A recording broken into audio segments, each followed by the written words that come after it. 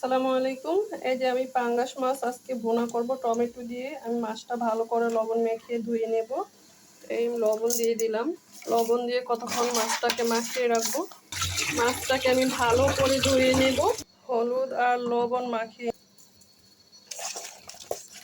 ভালো করে মেখে আমি এটাকে 5 মিনিট রেখে দিব। আমার তেল গরম হয়ে গেছে, মাছটা ভাজা নেব।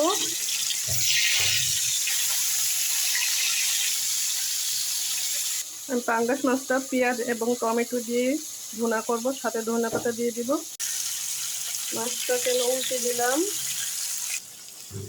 পাঙ্গাস মাছটা আমি এখন রান্না করব। দিয়ে দিলাম পেঁয়াজ। আমার পেঁয়াজটা ভাজা হয়ে গেছে।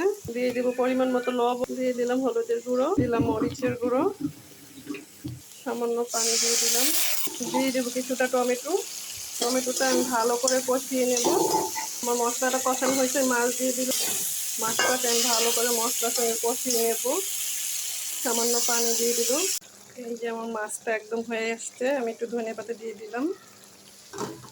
এই যে আমার মাছটা হয়ে সব করতেছি। এই যে আমার তরকারিটা একদম রেডি হয়ে গেছে। দেখেন মাশাআল্লাহ কত সুন্দর রং আসছে, কালার হয়েছে এবং খুবই সুস্বাদু লাগবে খেতে।